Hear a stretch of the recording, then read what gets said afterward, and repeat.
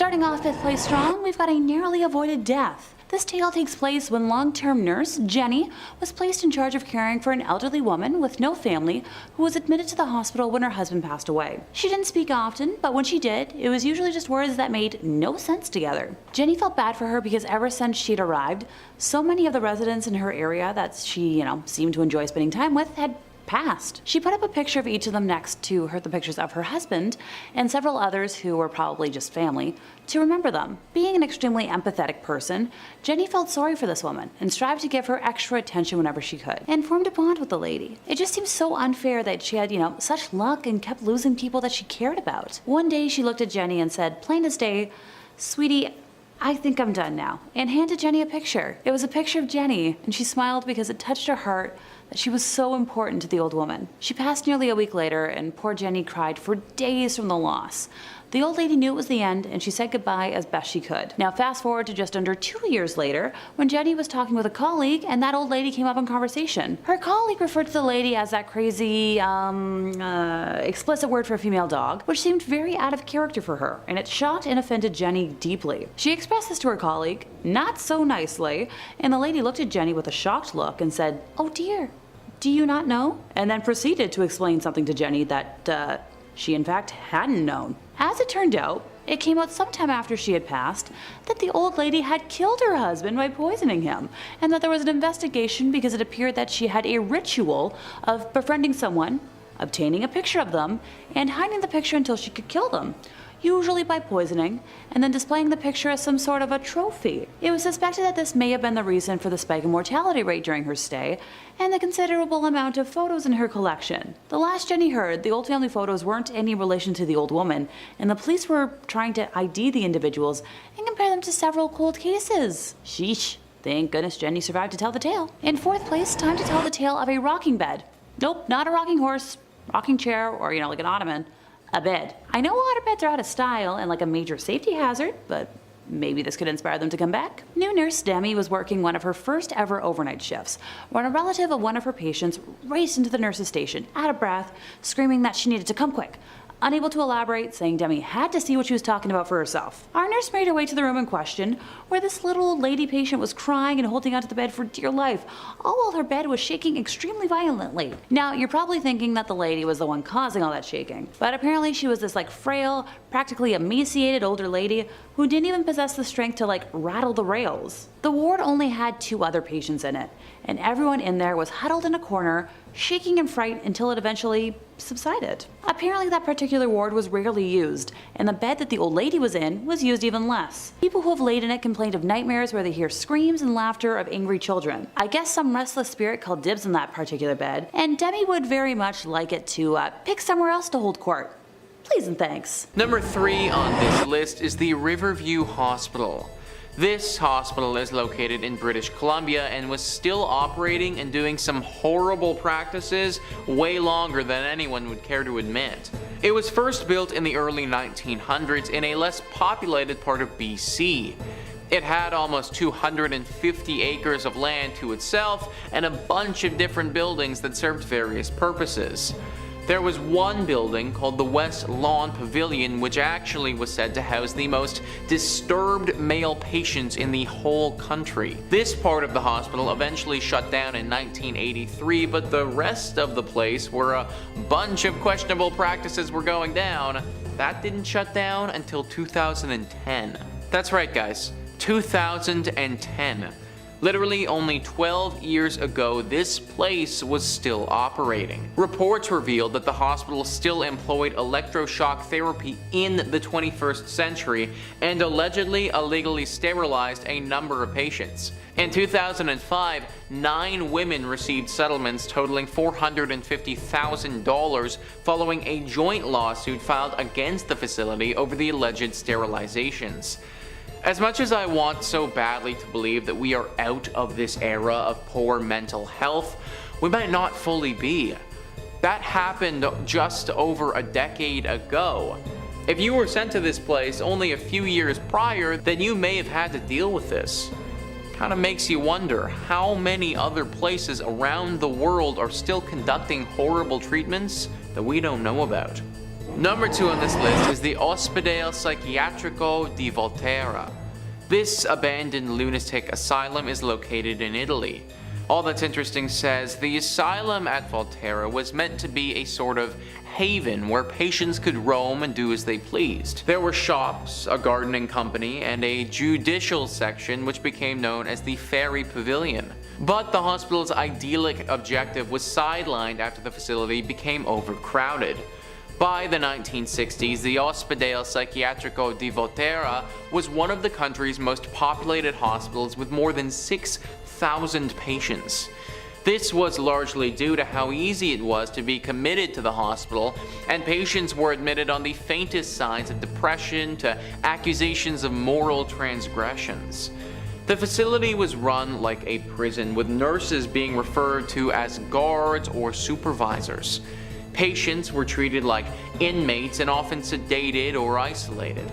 The cures they were given included electroshock treatments, insulin-induced comas, and ice tank submersions. Patients at the Volterra facility suffered immensely until the hospital was abandoned in 1978 following the passage of the Poveglia law, which mandated the closure of all mental hospitals in Italy.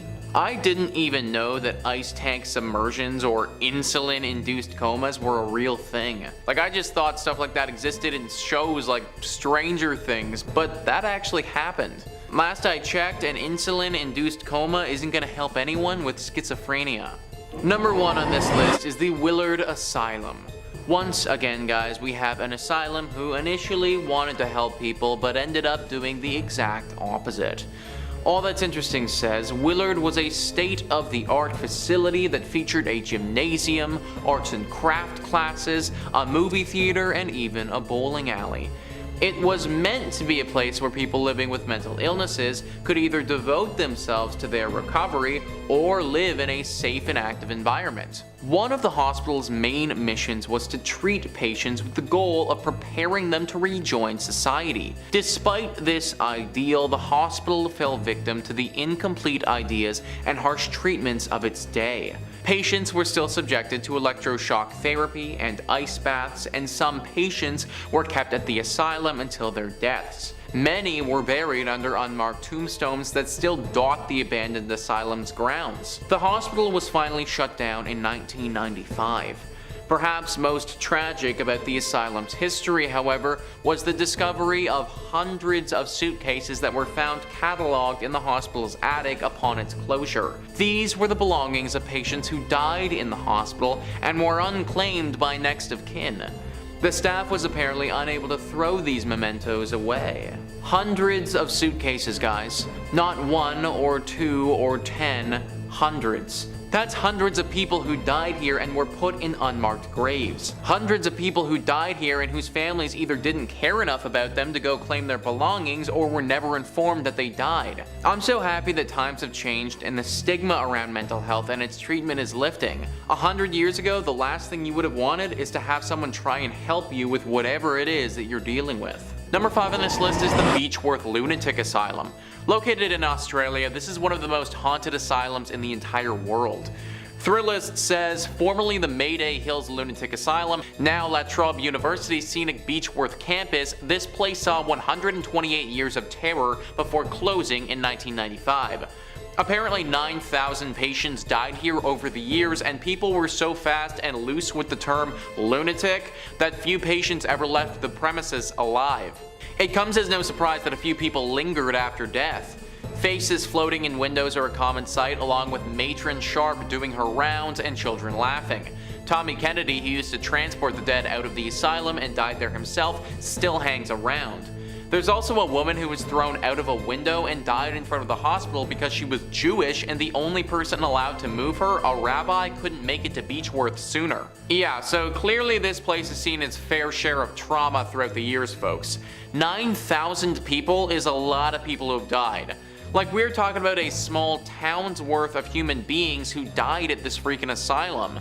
And as exampled by that poor Jewish woman, these deaths weren't all from natural causes either. There was said to be some sick workers here, people who were twisted and got off on hurting others, people who worked at the asylum but probably would have been better suited to be in it themselves. Asylums in general are already susceptible to haunting considering what's going on, but when you have this amount of death and atrocities take place, it just makes it that much easier for ghosts and paranormal entities to cling on. Many of the locals don't even come close to this place anymore, and a lot of the tourists who do go here thoroughly regret that decision soon afterwards.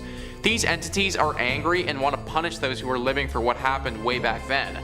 I don't recommend being one of the people who gets punished. Number 4 on this list is the Gongjam Psychiatric Hospital. If you had a mental illness, then I promise you this is not where you wanted to end up. Thrillist says, believed to be one of the most haunted spots in South Korea, this abandoned psych hospital could be the basis for the next Stephen King novel based on its checkered history. According to local lore, patients here began dying mysterious deaths one after the other, forcing the facility to shut down. Many believe the murderous owners of the place was to blame, claiming that he kept patients as hostages only to flee to the States when families of the deceased demanded explanations. There are also rumors of doctors going insane, rivaling their patients in madness. So literally folks, if you ended up here, then there was a pretty good chance that not only did you not get the help that you needed, but you also just died. Whether this was because of the sick owners or the doctors, who even knows? That much death has left behind its mark though, and now this place looks like a safe haven for ghosts and everything paranormal. There's also been talk of a creature that lurks here, a creature that was actually the cause of all this death to begin with and is lurking, waiting for somebody to stop by and take them next. If I was you, I wouldn't want to be that person. In third place, we have the London Asylum for the Insane. So in 1870, London introduced its first asylum, and as one of the first institutions to treat mental illness in Ontario, Canada, it was, revolutionary. Hey, within days, their 500 beds were full. So it was located just outside of the city center, and the asylum initially focused on compassionate care and moral therapy. Their intent was to treat the patient as a whole being, rather than, focusing on a single symptom. Patients would be bettered as members of society, fitting in with the community by keeping steady jobs and following strict social norms, thus, curing their mental illnesses. Now, while conforming to the ideals of conservative society sounds horrid to me, I do understand that at the time it was probably a safe move. The world is a lot more forgiving now of individuality and understanding of differences, even though we still have a long way to go. So doctors at the asylum also performed several experimental surgeries. In fact, Dr. Richard Maurice Buck, who believed failed reproductive organs to be the source of mental illness or hysteria in women, executed routine hysterectomies. Moving into the 1930s, shock therapy was introduced to treat symptoms of schizophrenia by inducing seizures. Lobotomies were also completed between 1944 and 1967. While we don't know how many were performed in London specifically, there are about 1,000 between these 23 years across Ontario. One reason that someone would be sent to the asylum includes sexual deviation. What is, shockingly expectant is that body self-love was identified as the root cause of a majority of mental illnesses. So Dr. Buck thought he had remedied this self-harm by inserting a metal wire into the foreskin of a man's penis so that the act would be too painful and uncomfortable. So what this doctor did not know is, that self-love is actually a positive action for sexual health and is not the cause of mental illness, as he would later discover after 11 failed attempts of reversing what he did. What am I forgetting? Feel like there's something I haven't mentioned yet. Oh, right. Ghosts. There was a tree at the main door which was dead and black in color while vegetation was growing all around it, and that was the tree that patients ended their lives from. The chapel is known to be haunted, with the temperature inside always feeling ice cold, even though it might be sweltering hot outdoors, and the recreation building has also been known to be the home of many unknown ghosts. But the one ghost you want to avoid is that of the bad doctor himself, who passed away on the grounds in February of 1902 when he paused to gaze at the stars one winter's night and lost his balance and, died from the resulting head injury. It's alleged that he was pushed by the ghost of one of his patients who had died from his morbid experimentation, but sadly the mortality rate, like I mentioned before, was so high that we don't know which patient it was. In second place, we have the Topeka State Hospital. So according to the Topeka Capital Journal, a reporter visited the facility at some point during the early 20th century and saw a patient who had been strapped down for so long that his skin had begun to grow over his restraints. So according to my research, this would take many months, if not years, to do so. So I am shuddering. Other patients were chained up, well naked, for months at a time. For many residents at that time, however, life offered a different, similar sort of hell, even if they were unrestrained and unending boredom. Patients were given nothing to do, nothing to stimulate their minds, and so they sat in rocking chairs in the hallway all day, rocking and staring and doing nothing else. Thankfully, in 1948, Kansas Governor Frank Carlson, responding to, reports of overcrowding and deplorable conditions, convened a panel to, Study the problem. The state legislature ended up doubling the appropriations for mental hospitals, and the rocking chairs were removed from the hallway. However, the hospital lost its Medicare and Medicaid accreditation in 1988, and like so many hospitals, lost patients to community-based programs during the 1990s. In 1997, the year I was born, the hospital closed its doors for good. The ghosts that wander what's left of the hospital are those of former patients, which I know, I'm sounding like a broken record. Oh, there's a cemetery on the hospital grounds, which is, the final resting place of patients who died in the hospital. Only 16 of the 1,157 graves have headstones, and most of the souls are left nameless. Visitors to the hospital grounds report seeing orbs and hearing strange moans coming from the cemetery. Yeah, no thank you. In first place, we have Century Manor. So built in 1884 on the outskirts of Hamilton, Ontario, Century Manor was the second major structural component of the Hamilton Asylum for the Insane, an institution initially established for the treatment of alcoholics. Newspaper articles published in the late 19th and early 20th centuries documented at least 9 self-deaths committed in the building, as well as several attempts made by inmates who escaped the hospital. Century Manor was also the scene of several strange accidents and horrific crimes. One female patient fell to her death while attempting to, escape out a window using a rope made from bed sheets, while another had her skull crushed by a falling elevator. One particularly troublesome male inmate was allegedly slugged to death by orderlies, while another split open the head of the asylum's head baker with an axe. No biggie, right? Apparently, the living conditions were so bad that in 1910, a former inmate wrote a letter to the Legislative Assembly of Ontario, stating that the place was an outrage to civilization. Allow me to read what he said. Wretched, vile torment is the order of the institutions. He had seen patients pounded, choked insensible time and time again until redness would run from their nostrils. Oh, I haven't even gotten to the most dramatic tale yet. In the early morning hours of August 11th on 1911, a fire mysteriously broke out on the building's top floor. Firefighters who battled the blaze said that 3 of the inmates they rescued from the burning building broke away from them and leapt back into the inferno. When the embers finally cooled, firefighters found 8 bodies amongst the ashes, including a paralytic who had burned to death in his cell, as well as 5 men huddled together in a small room, burnt to a crisp. Now, the historic building shut its doors for good in 1995 and has sat empty ever since, serving as a haunting reminder of Hamilton's dark and tragic history. And now that we've got the history out of the way, time to talk about the ghosties. My favorite part. Underneath the property of Century Manor lies a system of old tunnels. This first-hand account comes from Jeff Cooper, who was hired to guard the entire West 5th property overnight, and on one particular evening, he was making his rounds and ended up underground and inside the tunnels. He made a turn at one of the corners and found himself lost in a hallway with just one wooden door at the end. He heard voices coming from the other side of the door, so he walked up to it, quickly braced himself, took a few deep breaths, and swung the door open. There, sitting at a table in the middle of a small, dirty old room, were 2 women dressed in old-fashioned nurses' uniforms. They both slowly turned and stared at him directly in the eye, until one of them spoke up and calmly said to the other, "See?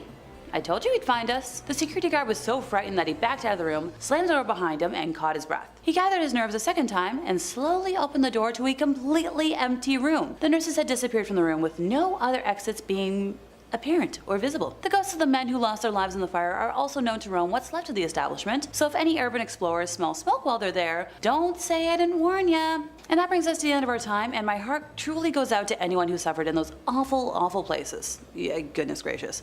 While I do joke about borrowing a time machine on occasion, today was a good reminder of why I truly belong in my current time period, and how unpleasant history was. Coming in at number 5, Poveglia Island, Italy. At first glance, Poveglia Island may seem like a picturesque Italian island. However, it is actually home to one of the scariest haunted hospitals in the world. For more than 100 years, beginning in 1776, the island was used as a quarantine station for those suffering from the plague and other diseases, and later as a mental hospital. The hospital itself was an absolute nightmare, with one doctor in particular being known for performing cruel experiments on patients, oftentimes with no anesthetic, sanitization, or even respect for keeping the patients alive. Now, some reports say that karma got to the doctor, and he in turn began to suffer from all the tortures of the dead, because he eventually flung himself from the hospital's bell tower, killing himself in hopes of freeing himself. The hospital was met by a lot of death, with it rumored that 50% of the soil there is human ash.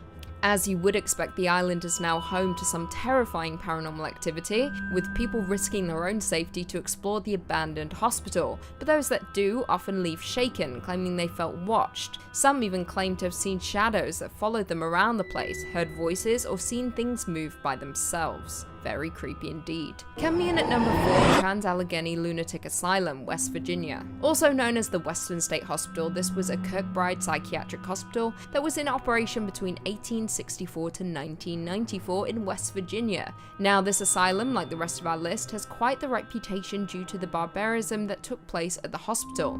Not to mention, it was also one of the most popular haunted hospitals in America for that very reason. Now, prior to the construction of the hospital, its grounds saw a lot of bloodshed, with Civil War soldiers being killed on the grounds, even before the building was fully erected. Originally designed to house 250 patients in solitude, the hospital holds 717 patients by 1880, 1,661 in 1938, and over 1,800 in 1949. At its peak, 2,600 in the 1950s in overcrowded conditions. Trans-Allegheny quickly became home to more violence than anyone could have ever imagined over the course of the next century. At the height of its use, the asylum became infamous for being home to staff abuse and having incredibly violent patients who were often left unattended. Now, it seems as though the former asylum has some ghostly residents, including that of a young girl named Lily, who died alone just wanting to play with someone. Another ghostly denizen is Ruth, a woman who was placed in Trans-Allegheny due to being so violent. To this day, she still seems to have a vendetta against people, with many claiming to be attacked by unseen hands that allegedly are her own. Coming in number 3, we've got Trans-Allegheny. Overcrowding seems to be a universal problem when it comes to places meant for society's undesirables. We'll happily build a place to hide away folks who don't fit the mold, but then we decide there are more odd folks than ever and don't accommodate. It's a problem with prisons now, and was a problem with mental asylums back in the day. Trans-Allegheny is a particularly well-known haunted asylum for a multitude of reasons. This enormous building made out of hand-cut stone is something straight out of a nightmare. Urban explorers salivate at the thought of exploring a location like this, and for good reason. The asylum was built to house about 250 people. How many ended up crammed into the location though?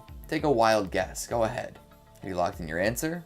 Good. They ended up funneling over 2,400 people here, over 10 times capacity. You can imagine how this went and what might have happened to those living in this overstuffed hellhole. And it wasn't just the overcrowding that caused problems. The staff here did all sorts of heinous things to the many folks stuck inside, often getting away with it because of the general namelessness of things in a 10 times capacity asylum. Ice pick lobotomies, rusty cages and chains, you name it. The result was despicable, and years later we still see ghosts. Coming in number 2, we've got the Danvers Lunatic Asylum. This one straight up looks like a haunted castle, which is a great start. The death, debauchery, and general disdain for human life and sanctity almost guarantees that it remains haunted too. Like most asylums, before the idea of mental health was really dreamt up, Danvers was a place of blood and brutality, abuse and archaic treatments, chaos and crisis. It opened with the intention of housing and treating mentally unstable criminals. Treatments back in the day were less than effective though. Shock therapy and lobotomies were the favorites of doctors here, which, surprise, surprise, just hurt the criminals more. And after a while, it was decided that Danvers wouldn't just be a place for mentally unstable criminals.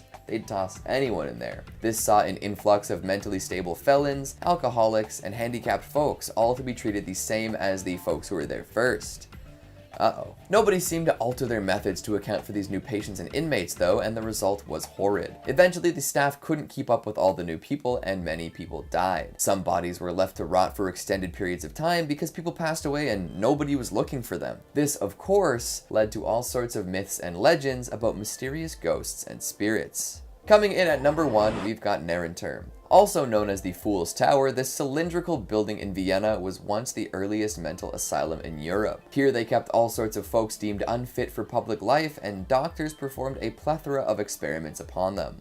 Over time, this use would be phased out and a new, interesting, and morbid purpose would be found. It now houses the Pathological Anatomical Museum.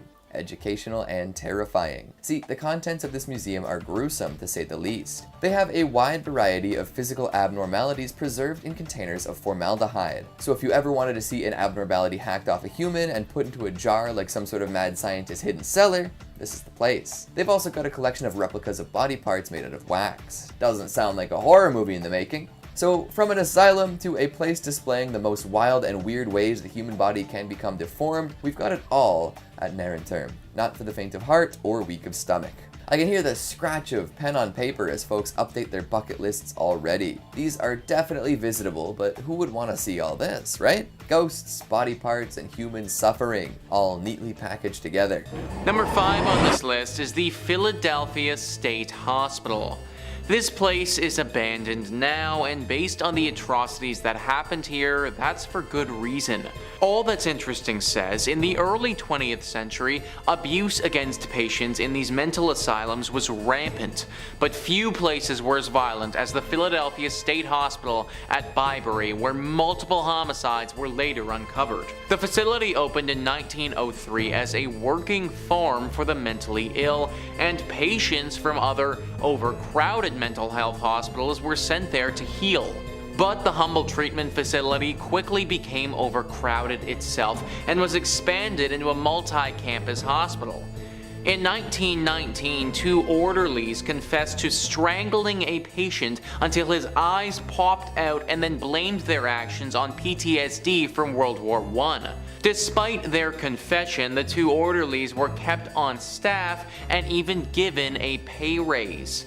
And this violence continued for years. In 1989, a groundskeeper stumbled upon the corpses of at least 2 other patients. Violence between patients was just as common.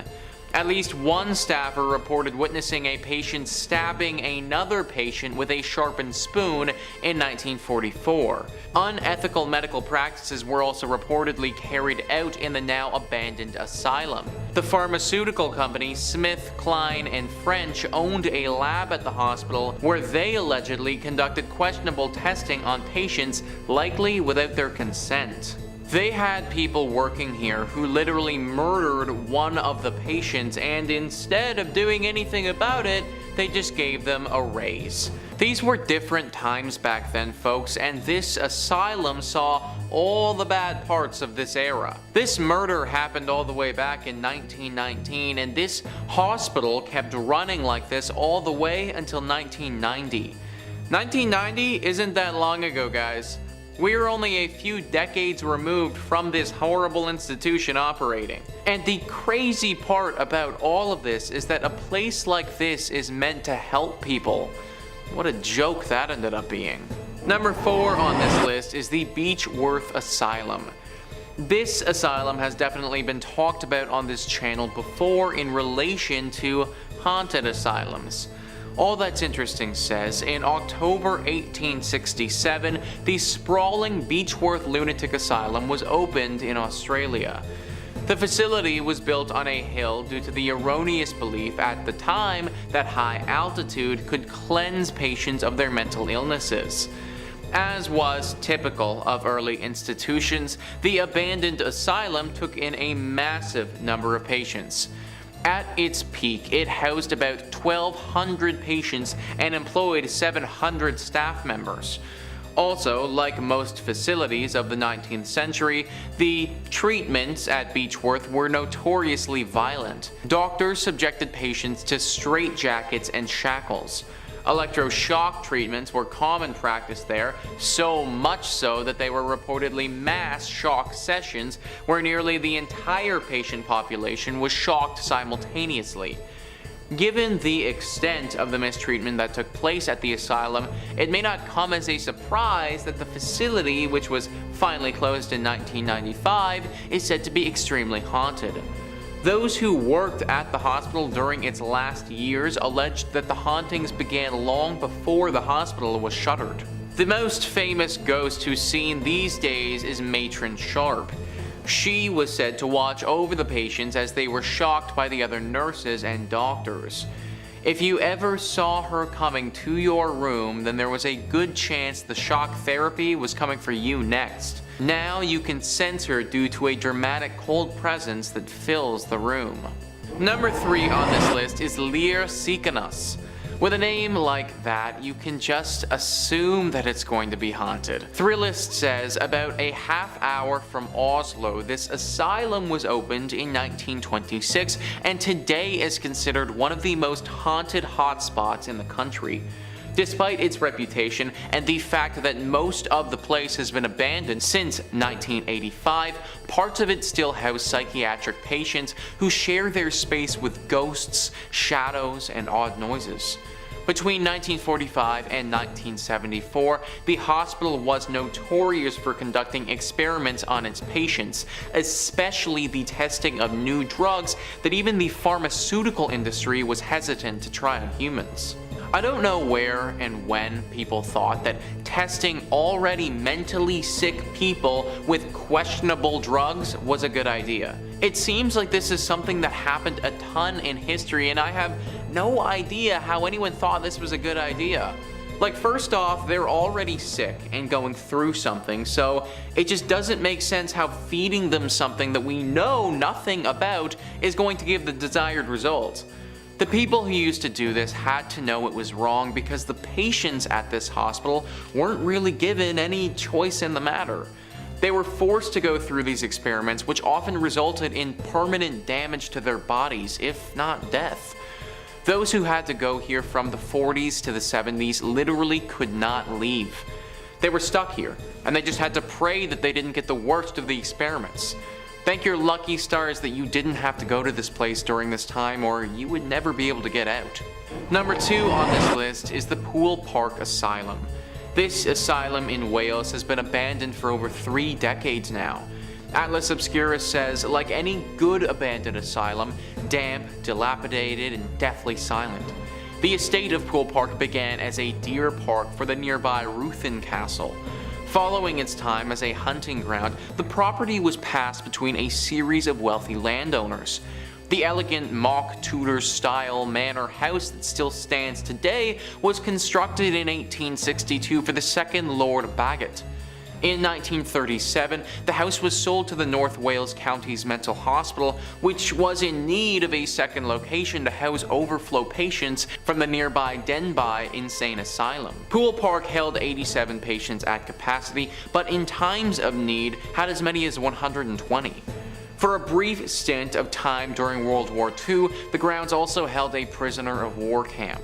Today, the solid wooden floors and intricate wood paneling have rotted due to water damage.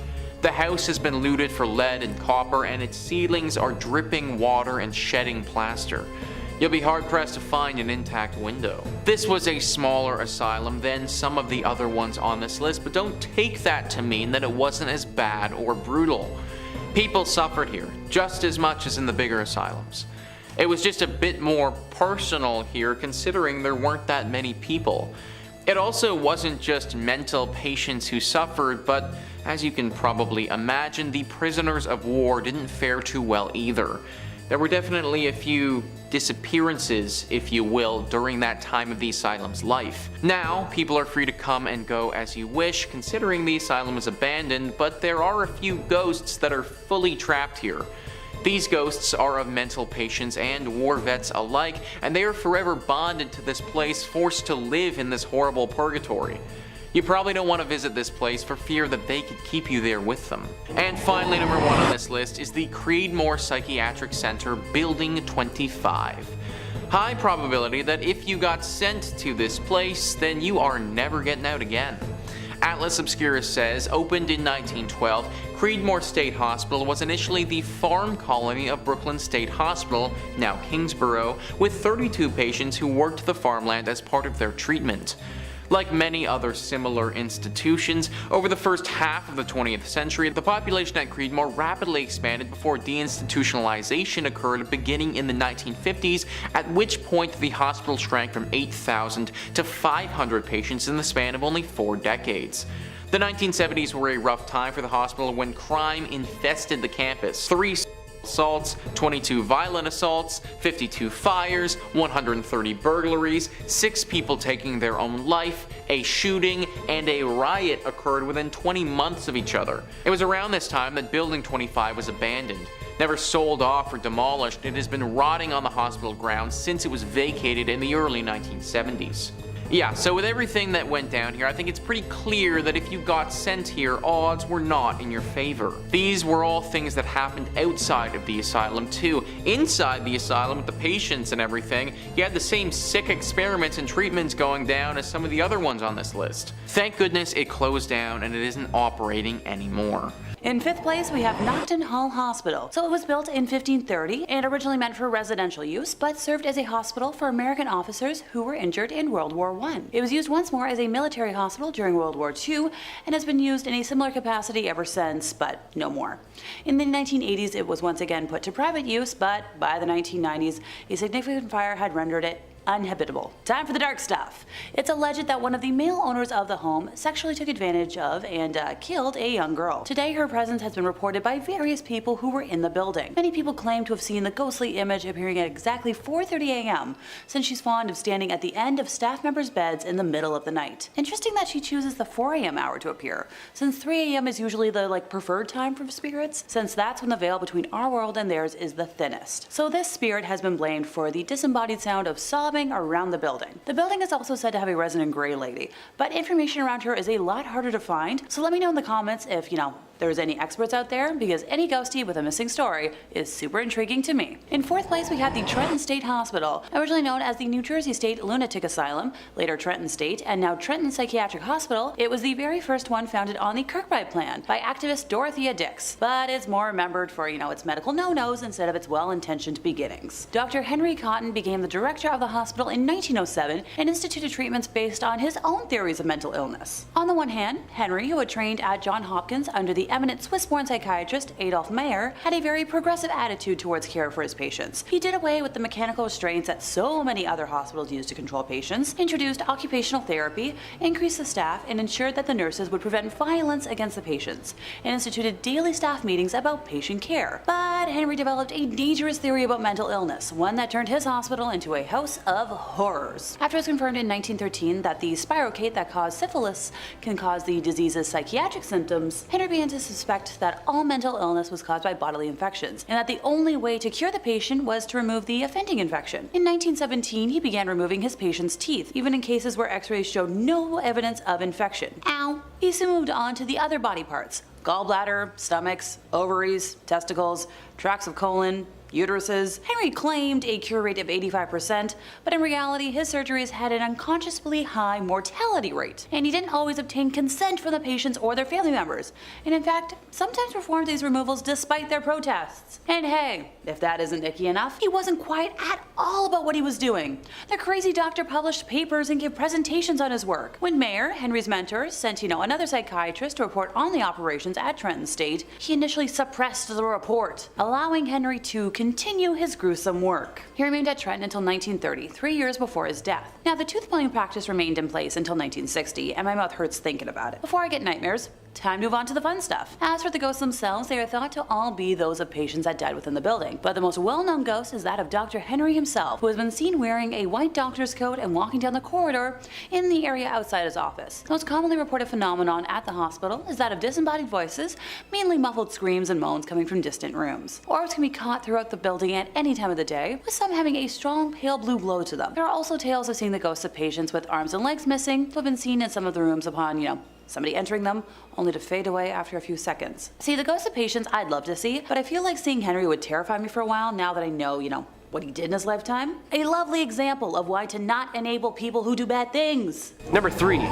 Rolling Hills Asylum. Located in Bethany, New York, Rolling Hills Asylum was established in 1826 as a poor farm or poorhouse, which was an institution built by the government to house and maintain orphans, widowed women, the disabled, the mentally ill, and of course, children. The staff did their best to keep unsafe patients away from the general population, but problems soon ensued. As a result, a solitary confinement cell was constructed in the building, and those who lived there were often referred to as, quote, the inmates. In 2008, Carrie Kearns, the co-founder of ghost hunting Sea Pier, did an overnight public ghost hunt at Rolling Hills. Arriving around 4 p.m., we went to Rolling Hills to get some pictures during the day. The doors opened for the public ghost hunt at 9:30. There were said to be 50 people present during the ghost hunt, and there were 2 tour groups. We used devices such as digital audio recorders, video recorders with night vision, thermometer gauge EMFs, flash cameras, The works. A ghost box and sound amplifier were also present. We did catch some orbs in many pictures, with some being more impressive than others.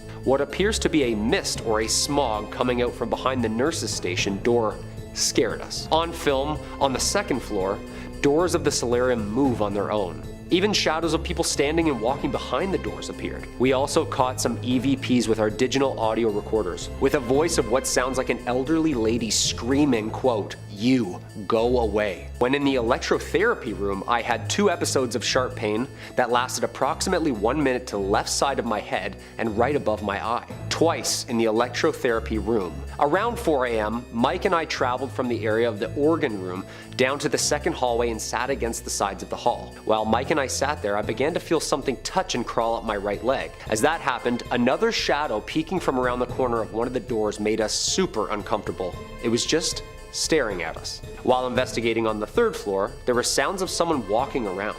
I felt the touch of a hand touch my face, and a couple seconds later, one of the other investigators further down the hallway said she felt something holding her hands squeezing hard. I wonder what this mist was.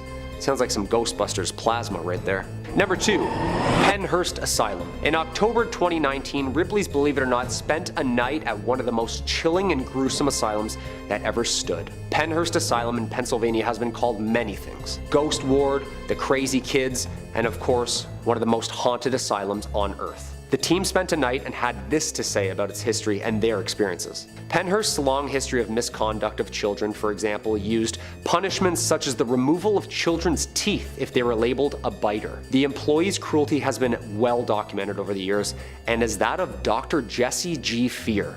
Literally the worst name for a doctor. Chris Levine, an open-minded skeptic, and Flip Searless, team leader, were just a few of the crew who spent the night with a variety of audio recording devices. Apparently the Echo Vox, which is a tool for investigators, started playing kids jingles. Quote, "We were getting a lot of different children's songs, but the one on repeat was Pop Goes the Weasel. It was pretty terrifying because we heard kids singing along with the Echo Vox in the background." Flip had asked, "Can you see us?" And the children's voice on the spirit box came back and said, "Yes." "How do you see us?" And the kid's voice said, "As ghosts." As we head down into the basement, a prominent ghostly figure is waiting for us. The King, a menacing figure popular with the paranormal enthusiasts who visited Pennhurst over her years. The King was a maintenance worker here from the 40s. His domain? The boiler room. He was not well, and he was known to treat the patients cruelly. He's known to come across on EVPs as a large, shadowy figure creeping around corners, and he'll even touch you. Though they're uncertain if he's a poltergeist or demonic entity, he's come across with a creepy laugh. He told us his name, and the crew even had a full conversation with him. After listening to the Ghost Box recording, the team were nervous when they heard the King yelling, "Leave, leave, leave." We started on the right foot because I offered him a cigarette and asked him if he wanted to smoke. He said yes. Fast forward 10 minutes and he clearly did not want us in that room. He would just repeatedly yell, "Leave." That's horrifying. After asking what would happen if we didn't leave, the King's voice screamed, "Choke." Spooky. Okay. And coming in at number 1, Waverly Hills. Opened in 1910 in Louisville, Kentucky as a 2-story hospital to accommodate 40 to 50 tuberculosis patients, Waverly Hills earns its gruesome history from its tortured patients, ghastly medical experiments, and the infamous body slide, aka body chute, aka the death tunnel, where the dead were transported down and collected at the bottom by a group of staff who would collect them to be cremated or buried. A true ghost tale has featured numerous stories by visitors to Waverly Hills Sanatorium. In one of these cases, an experience was of Mary Lee. She was a young woman who lived in the sanatorium while it was open. On September 10th, 2006, Tom Halstead of Missouri Paranormal Research took a photograph of a ghostly apparition that looked almost exactly like Mary. Some believe Mary is the nurse who hung herself in the haunted room 502, while others believe she contracted tuberculosis herself from a prolonged exposure to patients due to the sounds that they hear, mostly coughs.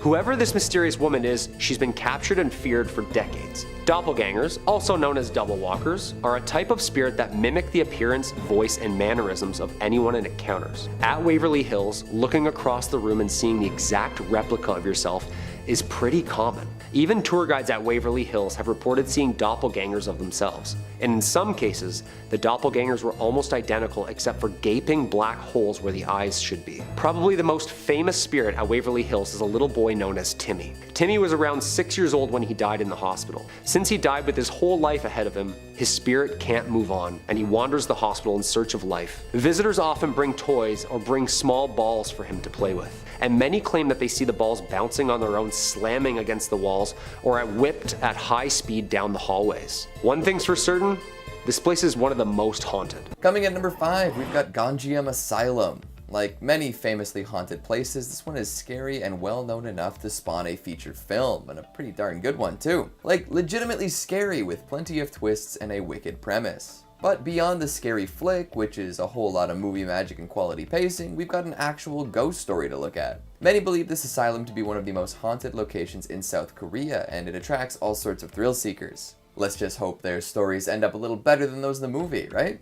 No guarantees. The tales surrounding this abandoned hospital are varied and plentiful, painting many a vivid picture of doom and terror. Most of the time, they don't really line up with each other either. This hasn't stopped the rumors from proliferating though. If anything, the huge spread of stories and legends have increased Gongjam's notoriety. The most common thing to hear about is that its patients started dying mysterious deaths one day, and the number of fatalities rose quite quickly. Nobody could explain why this was the case unless they were paranormal deaths. Terrible treatment and tragic deaths leading to the creation of ghosts, phantoms, and demons. The imbuing of a dark, evil energy at the place where so many had lost their minds and lives. As time went on, more stories escaped the facility, including the owner of the asylum being a murderous psychopath himself. He would keep people there against their will, regardless of whether their treatment was working or not. From time to time, this owner would kill a patient just for fun while keeping the others to be tortured. Only those who made daring escapes would survive to tell this story. Then there were whispers of doctors becoming just as unhinged as their patients, performing dangerous experiments and doing horrible things to those in their care. The more things became unhinged, the more cursed energy seemed to collect in the building. Now, if we're being honest, the real reason the asylum shut down has nothing to do with these activities, although a sewage problem could be a convenient cover-up for all the insanity behind closed doors.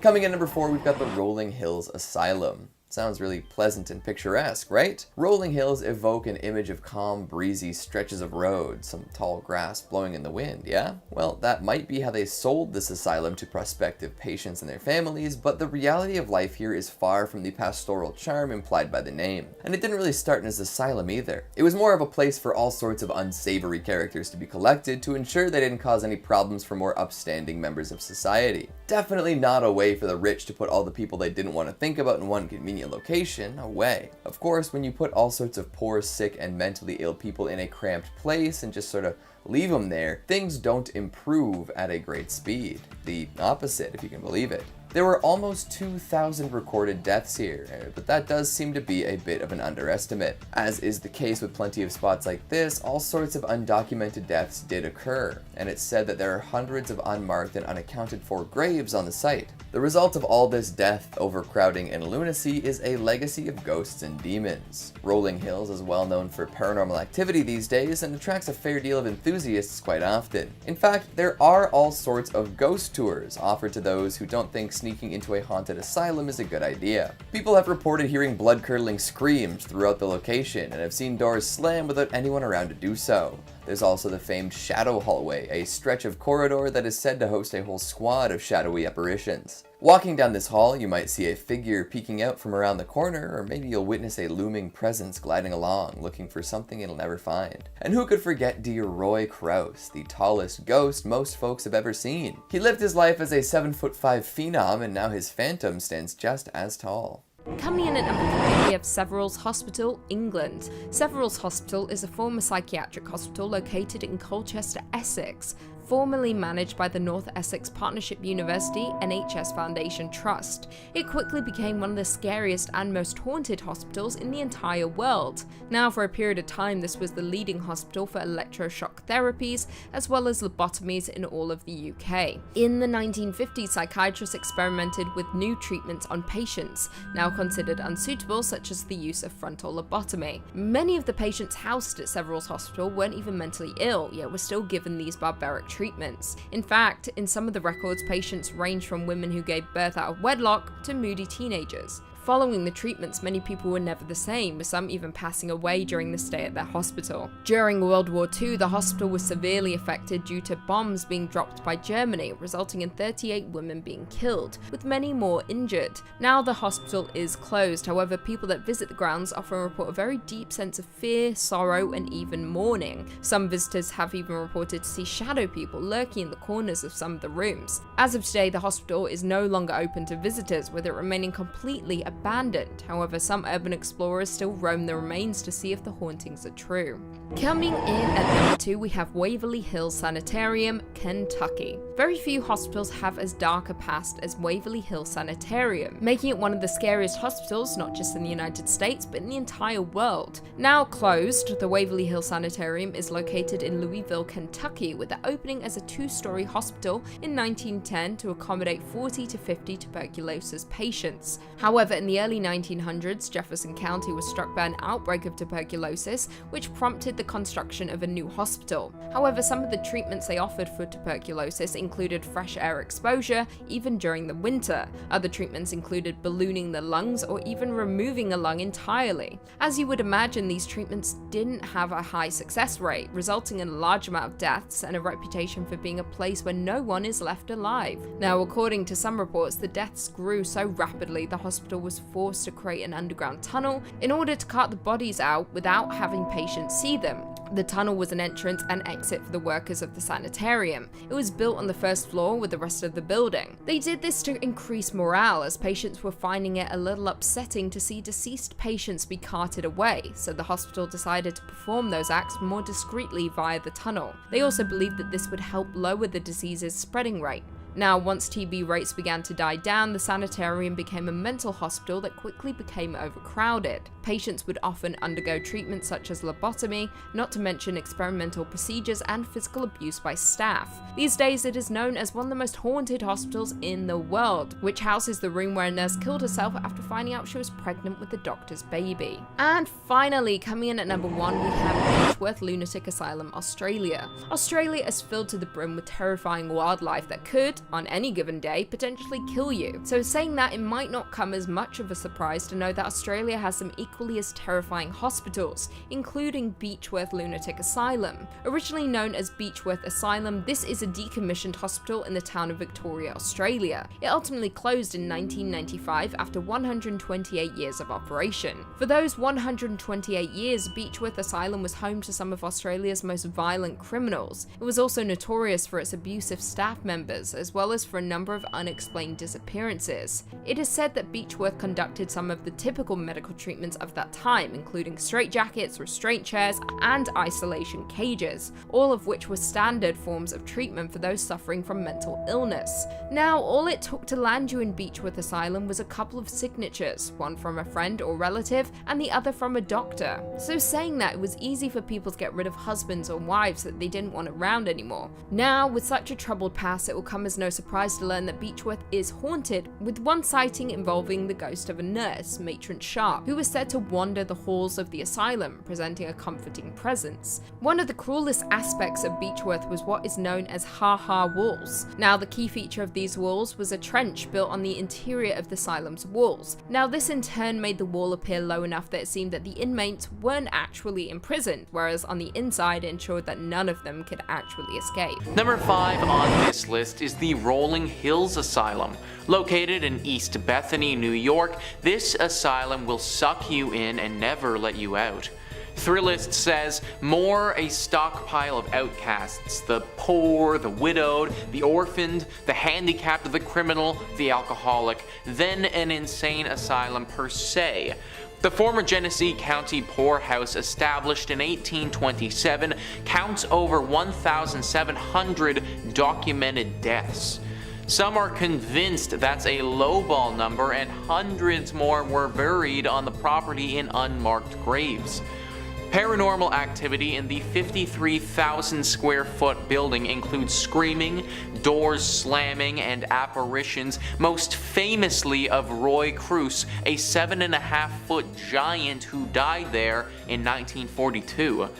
There's also something known as the shadow hallway, so named because of the shadowy apparitions that peek out from doors or shuffle and crawl across the corridor. A variety of ghost tours are available. These shadow creatures, the ones that pass through the shadow hallways, they apparently aren't the friendliest of creatures from what I've heard. Lots of people who have gone into this place never make it out again. It's thought that this is the work of the shadow creatures here. Then the person who is sucked in by those creatures becomes one of the shadow creatures there as well. Meaning that this asylum is slowly growing in its sinister and evil presence.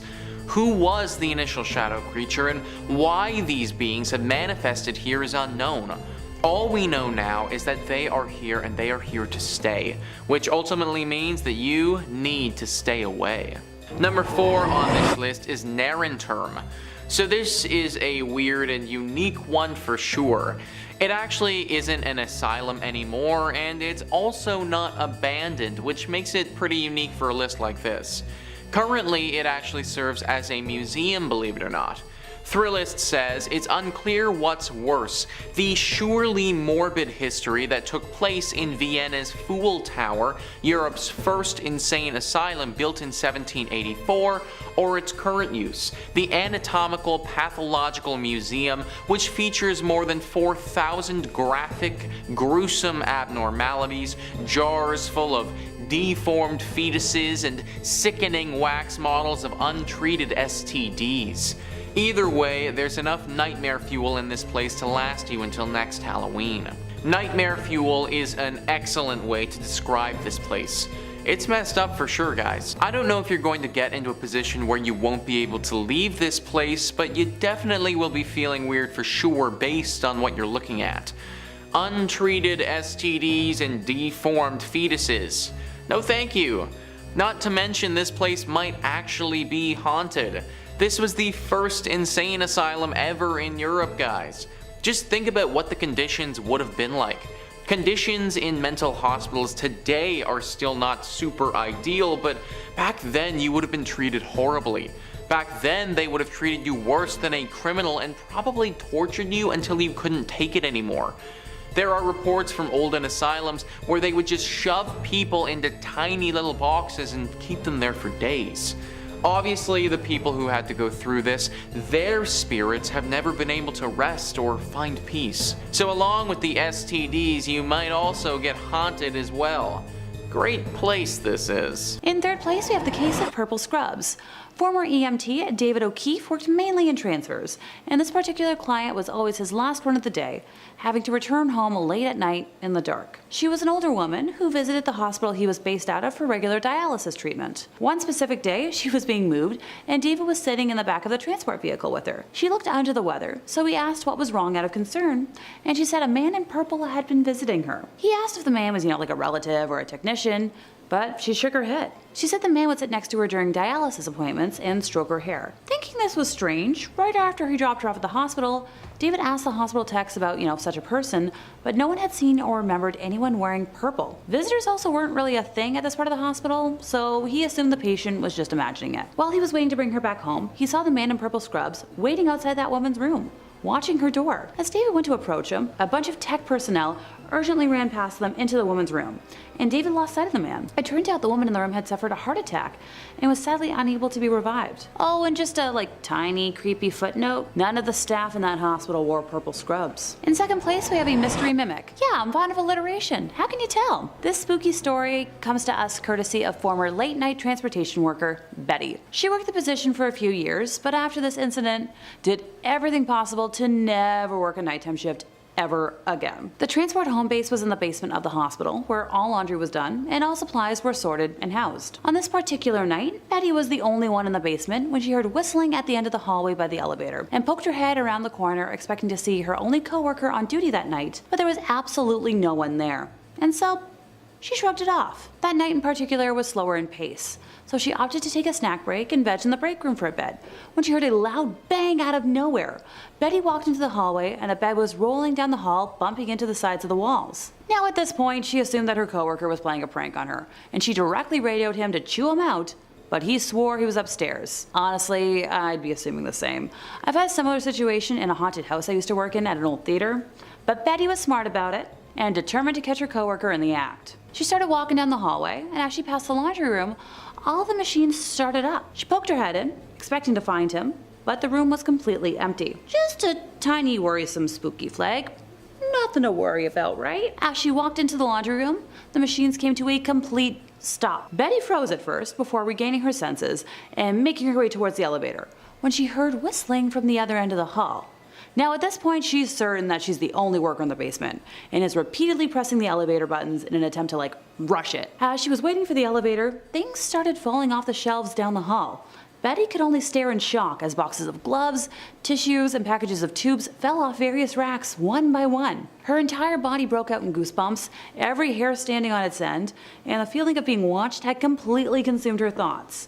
When the elevator finally arrived after what seemed like forever, Betty felt the sensation of someone brushing her arm and screamed in panic. Upon exiting the elevator upstairs, she made a beeline for the cafeteria, where her coworker actually was, and broke down explaining the entire ordeal. Now, before y'all ask, but Alexa, how was this spirit a mimic? Turns out that Betty usually whistles to herself at work at night, chats with the laundry folks during daytime shifts, and the items that fell off the shelf slowly were common items that she would have to retrieve. Big note for me on this one. In first place, we have terrified security staff. Security guard Mason claims that while he wants his location to stay anonymous, he used to work overnight security in one of the largest, best, and oldest hospitals in the USA. He and his fellow security officers all have stories about one building in particular, which was built in the late 1800s and was the original psychiatric building for this hospital. Now, being the late 1800s, not much was truly known about psychiatric disorders at that time. On top of that, this hospital was known for its medical research. Sadly, with what we all know about history, when you combine the two, that spells out a lot of nightmares. A couple years before Mason started working security there, this building in particular had been converted partially into offices after the newly built part of the hospital had dedicated a section for the updated psych ward. Mason's rounds for the first night of our tale happened to include, yep, you guessed it, that building. At night, this building was empty, due to most of the staff who worked in those offices leaving by 5 p.m. every day. Apparently some folks like to rush home, which is fair, but they would leave their office doors unlocked, which was a big no-no, due to medical information being located in their offices. Big confidential stuff. Kinda want to keep that locked up. It was security's job to go to each floor, make sure every door was locked, and if it wasn't, to secure it themselves. Mason did his initial sweep of the building to make sure it was clear of people, and then proceeded to do door checks. The hallways were pretty narrow, so he could check both sides of the hallway's doors at once. At the end of this hallway, there were 2 sets of doors you had to go through to reach the final office, which was a dead end, so you had to come back out, go the other way. He noticed everything was secure, so he was ready to move on to the next floor. He exited the 2 sets of doors from the dead end office and froze at what he saw. Every door that he had already checked was completely ajar and set so perfectly so that their own weight wouldn't cause them to shut again. A single wheelchair had appeared at the end of the hallway and was facing towards the steps. Mason had heard other security officers outright reject that set of rounds due to the strange stuff that was happening, but he originally laughed it off until that night. He went around and forced the now open door shut and tried to shrug it off. Nothing else weird happened that night, and he returned the next night to patrol the miners' ward. The area was just under construction, so security was needed to make sure nobody got hurt by accident and all the workers were doing their job. Safety first. When Mason was hanging out in the break room before his shift officially started, other security guards were discussing various reports of seeing a young human with brown hair who would disappear randomly, and Mason dismissed this as just gossip meant to spook off the newbies. An hour into making his rounds, a foreman who had stayed late called security and asked for a security officer to come up because, quote, a youngin' with brown hair had locked himself in a room and he didn't want him to get hurt with all the open wires in there. Mason answered the call, went and unlocked the door for the foreman, and looked in a 20x8 room for about 10 minutes, and upon seeing no one, called it in as a false alarm. He attempted to shrug it off until he received a call for backup in the psych ward, and when he arrived, he noticed a patient was in a state of panic near the remnants of a shattered chandelier. Now, before he had experienced the abnormal happenings in this building, Mason claims he would have written off his testimony as idiocy. But the patient claimed that something held him in that spot as the chandelier started swinging wildly until it started to fall. When it started to fall, he was let go and allowed to move, and scrambled out of the way before it hit him. Now, this was the beginning of the end for Mason, who requested to be transferred to hospitals the next day. And as much as I love the Phantom of the Opera, I don't really want it to become reality. One of my favorite things to say in accordance with that is that I love one fictional toxic tenor, and only one, Emphasis on fictional. Number 5. The Trans-Allegheny Asylum. Built in the Civil War era in West Virginia, this asylum was designed to house around 250 patients, but ended up housing more than 2,500 people. People locked in cages, lobotomized with ice picks, tied to the beds. It's safe to say that this place is a nightmare in itself. Since the asylum was briefly a Civil War military base and absolutely haunted to the core, people have spotted uniformed soldier ghosts strolling the corridors. Patients were previously admitted into the asylum for a variety of reasons, including asthma, laziness, egotism, and even greediness. This was a different time. This led to more and more patients being admitted, causing the asylum to overflow with staff and bedding. It is said that the most famous ghost is the presence of a small girl named Lily. She was either a former patient or a child of one of the housing staff or patients. Back then, it was very common for women to be admitted while pregnant. One thing's for sure, she spent her childhood and her afterlife stuck within these walls. Ghost hunters make contact with her spirit all the time, apparently. Staff members say that there are always toys strewn out on the 4th floor, and Lily's been known to move them around herself. Small balls rolling down the hallway on their own, running footsteps and voices can be heard playing with things on the floor. Lily is known for her loud laughter, as well as her interest in playing games with staff and visitors. Other experiences include dark shadows, objects moving on their own, disembodied voices and cries. This place is haunted. Today the asylum is used as a historic and ghostly tour hotspot in which haunting stories combined with the decaying look of the structure creates the contrast that the asylum is well known for. The asylum itself was created with good intentions. It was meant to treat people who needed care, but soon it became misused and the people it originally meant to care for were horribly. After closing its doors for good in 1994, they reopened to educate and tell the tales of the patients themselves who lived and died within these walls. Number 4. Danvers State Hospital. Located about 21 miles north of Boston, the hospital opened on May 1st, 1878, and the hospital's first patients arrived only days later. The inspiration for H.P. Lovecraft and Batman's Arkham Asylum due to its gothic look and its twisted patients. This asylum followed in the same footsteps of any classic mental asylum. It was only meant for about 500 patients, but ended up housing around 2,500. Low staff, no rooms, and of course treatments such as shock therapy and lobotomies. This asylum was the very first to operate the transorbital lobotomy, where an ice pick is inserted through the eye socket and into the brain. Ouch. The staff started to experiment with this new method on the elderly, mentally disabled, alcoholics, drug addicts, and insane criminals. The staff used treatments like shock therapy and lobotomies even when they didn't need to. Of course, due to the extreme methods of controlling patients and the push for science, patients started dying there, and their bodies were found days and months later. The cruelty just began. The doctors were using lobotomies to cure anything from daydreaming and backaches to delusions and depression. Visitors described how dirty the patients always looked, how they were creepily wandering the halls and sometimes even blankly staring off into space. Some of these patients weren't even suffering from anything, and the extremes of the treatments are what drove them insane. The asylum was of course shut down and its building demolished. Some patients left the asylum while others are spending eternity under its grounds. The asylum's buildings don't exist anymore, but its cemetery does. Danvers State Hospital closed on June 24th, 1992 due to budget cuts within the mental health system. And the 770 patients who died at Danvers were buried in the numbered lots on the property, with the hospital replacing traditional headstones with patient numbers. This is just one act of cruelty and dehumanization the hospital was known for. Number 3 on this list is the Trans-Allegheny Lunatic Asylum. This is a scary masterpiece, folks. Thrillist says, this impressive structure, allegedly the world's second largest hand-cut stone masonry building after the Kremlin, looks like it was designed as the set of a blockbuster thriller. Built around the Civil War era, the asylum was designed to house around 250 patients, but ended up holding more than 2,400, including for a brief period, the infamous Charles Manson. That's the opposite of a celebrity endorsement. Along with severe overcrowding, profound abuse abounded. People were locked in cages, lobotomized with ice picks, chained to things, and the combination led to hundreds of deaths and a palpable air of suffering. Apparitions are aplenty, like the still deranged patient Ruth, who likes to attack visitors. And since the asylum was also briefly a Civil War military base, uniformed soldier ghosts roam the halls. Thousands have claimed to hear voices telling them to get out.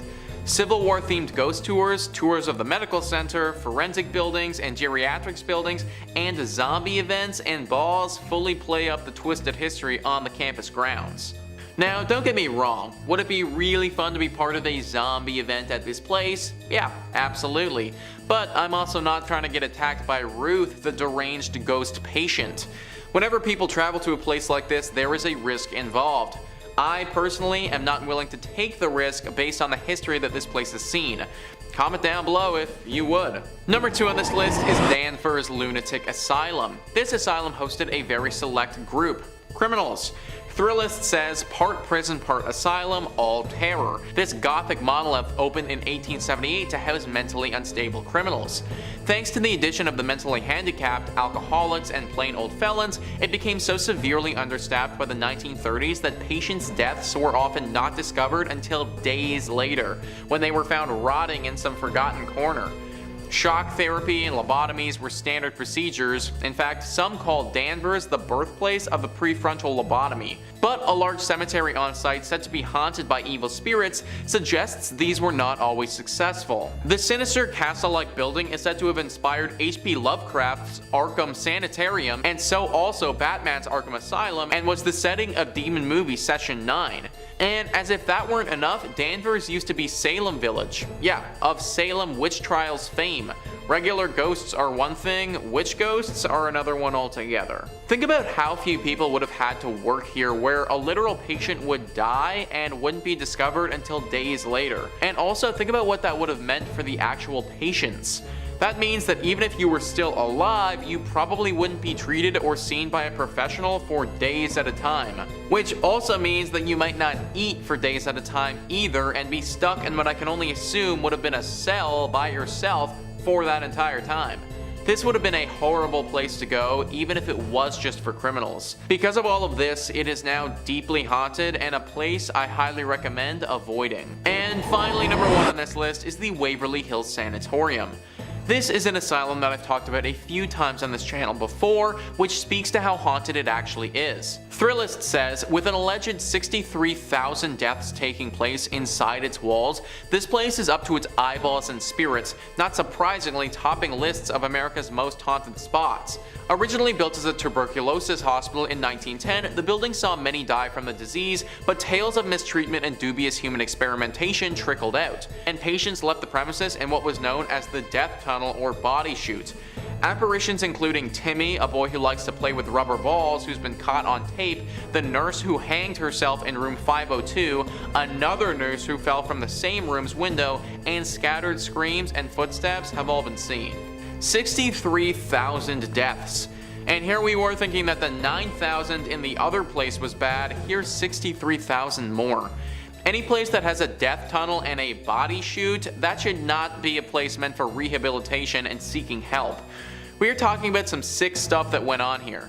I would get into some of the rumors associated with the human experimentation, but I honestly don't think that YouTube would let this video stay up if I did. There are a plethora of ghostly spirits that haunt this place now. Dark spirits that have lost all sense of humanity and are more demon than spirit. This is a spot that must be avoided at all costs.